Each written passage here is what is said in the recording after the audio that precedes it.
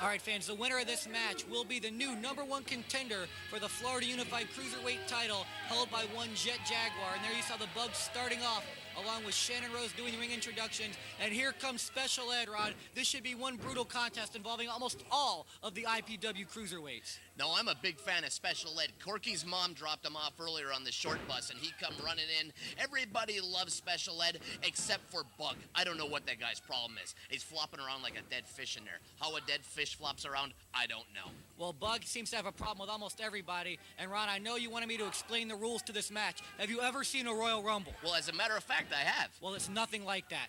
In this match, yes, they come out at 1 minute intervals, but you have to be pinned or submit. You get thrown over the top rope, it doesn't matter. You can come right back in. That's a wimpy way to lose, especially in a Cruiserweight Battle Royal when everybody's flying all over the place anyways. In IPW, you have to actually get beaten to get thrown out of this Battle Royal. And also, a very interesting note, our hardcore champion right now, Dagon Briggs, he will be involved in this match. And earlier on in the show, right before this match, Commissioner Honest Eddie Edwards announced that Dagon Briggs' title will become a 24/7 hardcore title. Any of these guys in this match pin Dagon Briggs, not only is he eliminated, but they're the new hardcore champion, which means unless Dagon Briggs wins this and becomes the #1 contender, he's no longer going to be carrying gold. Are you finished yet? I think so. All right. Well, the winner of this match gets a shot at Jet Jaguar's Florida Unified Cruiserweight title. And if you're just in this match, you get a shot at the hardcore title. You got to give Eddie Edwards his props. He made it, whereas the commissioner of IPW, oh my God. Ron, who is this new guy? We got a lot of new young guys in this match. You know all about him from them training at the WrestlePlex. Tell us about this young kid right here. That's a rookie sensation, Steve Madison, who just came off the top rope with a leg drop and basically took his ass and almost crushed his skull as Special Ed. This kid doesn't know when to leave good enough alone. He could have just took the leg drop and crushed the larynx of Special Ed, but instead he said, no, I'm going to drop right on his face, and then Kamikaze super kicks him. This Bug, he has no friends. Bug has no friends. We talked about that earlier. But, Ron, you said everybody in this match has a shot at the hardcore title. But what these guys have to make sure of, if they actually want that shot at the hardcore title, they can't get eliminated before Dagon Briggs comes in. So that adds some extra incentive when you're an early guy in the match to try to hold on despite the fact that you might be winded, you might be a little bit tired. Even if you don't think you can make it to the end of the match to win this Battle Royal, just maybe you can pin Dagon Briggs along the way and come out of here with something. There's everything on the line, and for some people, that's all it is to come in and make a name for themselves. If you can come in and last just for 10 minutes, for 8 minutes, whatever it is, you last in a match like this, you're going to make a name for yourself in IPW. Look at the teamwork by Kamikaze. I thought Special Ed was going to get taken down there, but he turns into a flip there, almost gets a 3 count on Bug, but Kamikaze breaks it up, and here comes the Macho Mark, brother. Macho Mark. Mark Zout is the type of guy, I don't know how he gets over. He throws Slim Jims to the crowd, and sure, they're big fans of meat products. Otherwise, they wouldn't be eating their IPW exclusive bratwurst served hot and spicy by Concession Boy. I actually heard that they serve some great meat products up at Extra Innings Ballpark Cafe at 1850 Central Avenue in St. Pete. And Ron, what's that particular sandwich you're fond of? Oh, the hot chicken surprise with it has the hot sauce and the blue cheese and it runs through the bun. And the only thing here in IPW more tender than my skin, it's the sandwiches at Extra Innings Ballpark Cafe. And the only thing that it isn't lacking compared to your skin is the festering open sores and boils. All right, K5 there. Okay, but I tell you, once again, I have to tell everybody, if I'm not able to make it, you know who you call. That's Able Bodied Temp Service at 727-771. See, I got it, Ron. It's 727-771-1111. And while you're screwing it up again for Able Body, their corporate office on the phone right now, and you miss Mark Zout, or as he's called, the Macho Mark, dropping a huge elbow off the top rope on the rookie sensation, Steve Madison, eliminating him. But this is the kid that I like. This is the kid that I got my eye on. Kid Lethal, he's coming to IPW with all kinds of steam behind him. Yeah, we know why you like him, Ron, because he's one of the few guys in the locker room that you can stand a couple inches over. That has absolutely nothing to do with it. I don't know, Ron. You seem to be marking out to him pretty good when you saw him take off his lifts. And that was a beautiful 450 splash by Kid Lethal, but the Macho Mark is able to kick out. And here comes Naftali. He's one of our top cruiserweights here. He's never held that cruiserweight title. Some people find it hard to believe. He's never held the hardcore title. He has been a tag team champion. But this guy has to be getting frustrated. He doesn't think he should have to go through something like this to get his shot. He says that even though Jet Jaguar may be a fan favorite now, no longer lying with you, he thinks he's ducking him because of how well he's handled him in the past. Do you think anybody cares what Naftali thinks?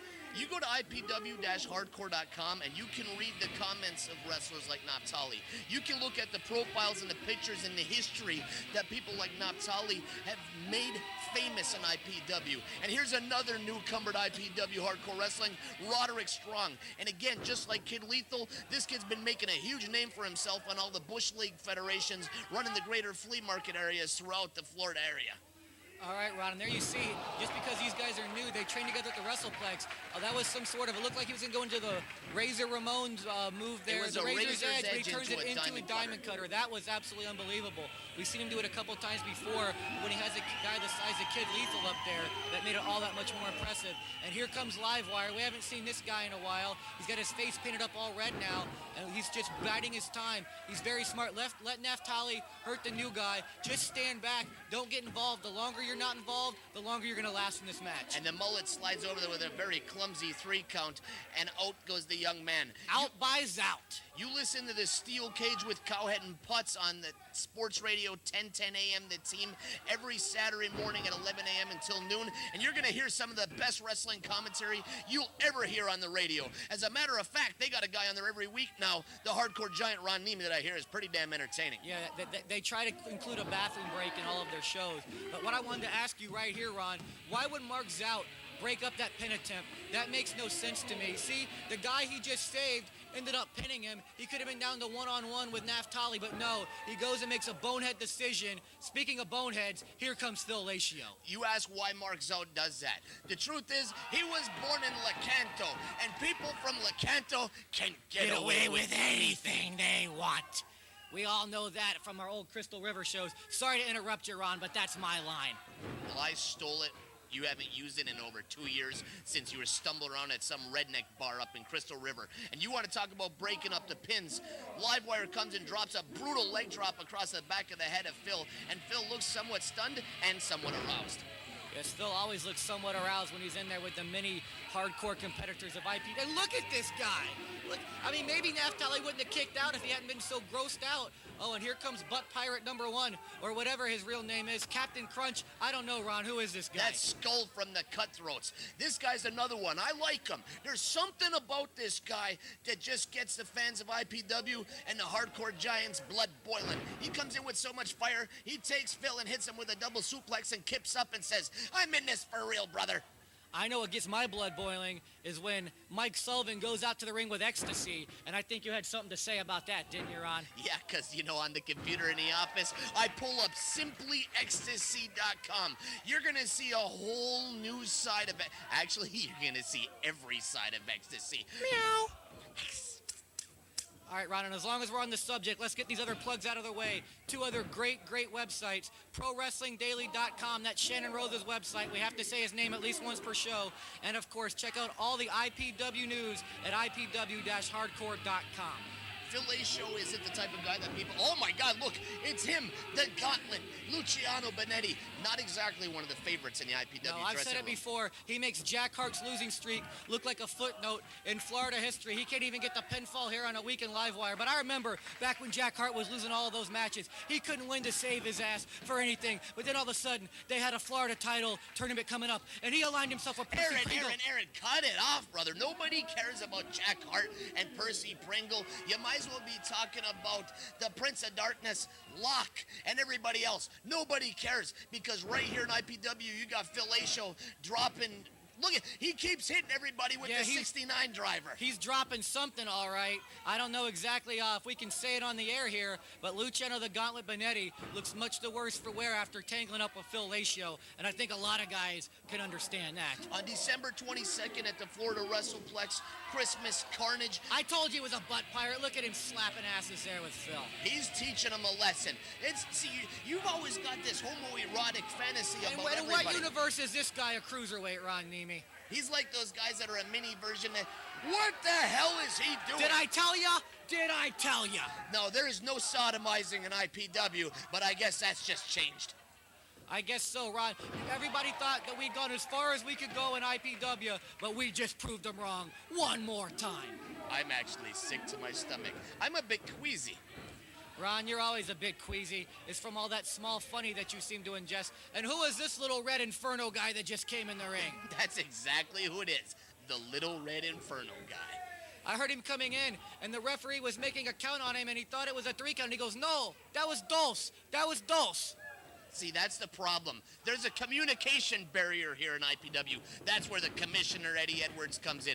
When you got Little Inferno guy in the ring, you got to be able to communicate to him. If you got to bring in Pampero Firpo or Pedro Morales or Johnny Roz to interpret, you got to do it. The mullet is over there blown up. Look at this Naftali pinning everybody in the ring. Who booked this crap? Good question. I tell you what, though, speaking of the Little Red Inferno, I did hear that his interpreter, the man who actually brought him in here, is the guy who lost to Naftali in the Super Dos Carnival, the drunken luchador Bob, and that was some weird editing. But the High Flyer Justice, the guy who looks like Marcel even more so, comes into the ring, and he's tearing house and taking names, and that made no sense whatsoever. None at all. I like it, Aaron. If you're going to screw something up, you go all out. But with Little Red Inferno guy in the ring at the same time as Justice and Naftali, this is the thing. I'm trying to talk, and the truck is in my ear saying, hey, tell them what they're watching it on. And I have to laugh to myself. There goes the IPW Tron, the Hardcore Tron, whatever you want to call it. So fans, if you can't quite see because of all the mass confusion, here comes Trace Moonsaltos, as you like to call it, Ron. And could Naftali finally be out of here? Oh, we should have known better. Little Red Inferno guy there to break up the pin attempt, and here he is returning to IPW Hardcore Wrestling, Rico Casanova, or as he's known in some parts, Rico, former partner of Nova. And don't forget, he's been in the PWI 500 on several occasions. And he's wrestled in Puerto Rico, England. Against The Undertaker. Yes, he did. And in Botswana, against the Botswana Beast and here Jr. he comes, along with Seven. Hold on, I have to watch this. Hello, Seven. My name is Ron. Let's get our mind on this right now. These guys who are in the ring, they're salivating at Dagon Briggs coming in the ring. Naftali figures, what the heck, I was booked to pin 8 guys anyways. I might as well pin my own partner, Dagon Briggs, and keep the hardcore title in the family. And here's Justice with a flying neck. Now that was one heck of a maneuver if Rico Casanova could have just stayed standing, but Justice was just a little too much. He took down the weight, tried to roll it into a schoolboy type maneuver, but that didn't happen either because Naftali stuck his nose in one more time. What they call that, I talked to Rico later in the night, he can't post for anybody. What they actually call that in Puerto Rico, he's very wordily known. That's a missed blown lucha spot. Oh, he doesn't incorporate that into his arsenal and very here's much. Nick Navarro wearing his favorite beach gear to the ring for his debut in IPW. Yes, he looks very Johnny Ace-like, I must say. Yes, he was hurt in the back bitching all night about making his debut in the Battle Royal. And you know what? That doesn't bother us because he won't be back. And he's quite a dynamic dude. Very dynamic. He just needs a skateboard.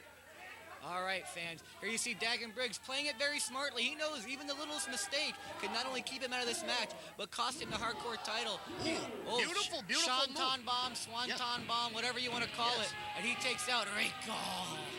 Not a bad move for a guy who got his wrestling gear in the Sears Men's Department Sportswear division. But, you know, he comes in and he hits what is that called? A Swanton bomb? And he takes out Rico, former partner of Nova, and he scoops up Dagon Briggs and says, damn it, why am I in this Battle Royal? I'm a superstar.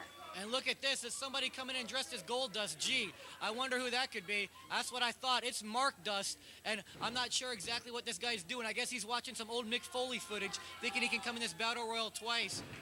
Oh, very, very nice maneuver. Neckbreaker. No, it wasn't nice at all. Let's call it like we see it. All right, Mark Dust gets the pin on the dynamic dude, and you're out of here, bro. Maybe we'll see you again. Probably not. I don't think so. I think he joins the ranks of that not-so-special guy.